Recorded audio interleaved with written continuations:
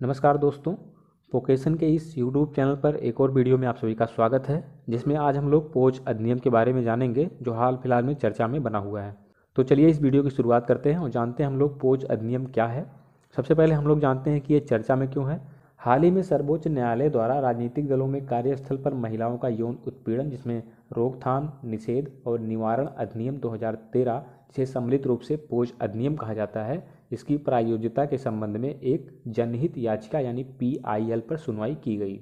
अब आइए दोस्तों हम लोग जान लेते हैं कि पोज अधिनियम क्या है। तो पोज अधिनियम 2013 में भारत सरकार द्वारा कार्यस्थल पर महिलाओं द्वारा सामना किए जाने वाले यौन उत्पीड़न के मुद्दे को हल करने के लिए बनाया गया एक प्रकार का कानून है।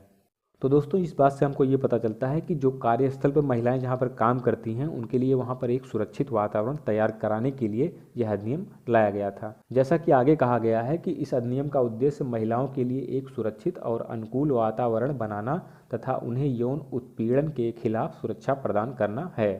आइए कुछ और ज़रूरी बातें इस अधिनियम के संबंध में जान लेते हैं। जैसे पोज का फुल फॉर्म क्या होगा, तो प्रिवेंशन ऑफ सेक्सुअल हैरेसमेंट। इसको और विस्तृत रूप में हम लोग कह सकते हैं sexual harassment of women at work place, जिसमें prevention, provision and redressal act 2013। जैसा कि आपको हमने अभी बताया कि इसे भारत सरकार द्वारा कार्यस्थलों पर यौन उत्पीड़न के मुद्दे को हल करने और महिलाओं के लिए सुरक्षित एवं अनुकूल वातावरण सुनिश्चित करने के लिए 9 दिसंबर 2013 में इस अधिनियम को अधिनियमित किया गया था।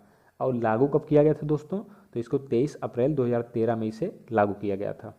अब आइए हम लोग जान लेते हैं कि इस अधिनियम की पृष्ठभूमि क्या है, यानी कि यह अधिनियम उत्पन्न कैसे हुआ।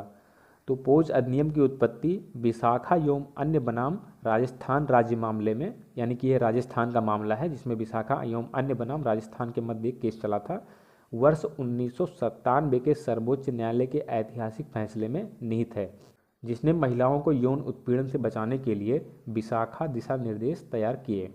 दोस्तों अब आइए हम लोग बात करते हैं कि राजनीतिक दलों को पोज अधिनियम के अंतर्गत लाने की आवश्यकता क्यों है। तो जैसा कि आप लोग जानते हैं कि संसद में कुछ महिला सांसद भी होती हैं, तो महिला सांसदों का उत्पीड़न, इसके संबंध में क्या कहा गया है, तो वर्ष 2016 के अंतर्गत संसदीय संघ IPU सर्वेक्षण में पाया गया कि विश्व स्तर पर 82% महिला सांसदों को मनोवैज्ञानिक हिंसा का सामना करना पड़ता है, जिसमें लैंगिक भेदभावपूर्ण टिप्पणियां और धमकियां शामिल हैं। दोस्तों ये एक कारण हो गया पोज अधिनियम को लाने का। और जो अगला कारण है उसमें कहा गया है कि सुरक्षित कार्य वातावरण सुनिश्चित करना, इनके लिए, महिलाओं के लिए। इसी प्रकार से कई और कारण बताए गए हैं, ये दो मुख्य कारण हैं। अब आइए दोस्तों हम लोग जान लेते हैं कि इस अधिनियम के अंतर्गत प्रमुख प्रावधान क्या किए गए हैं। तो इसके अंतर्गत जो है आंतरिक शिकायत समिति यानी ICC का गठन किया जाएगा।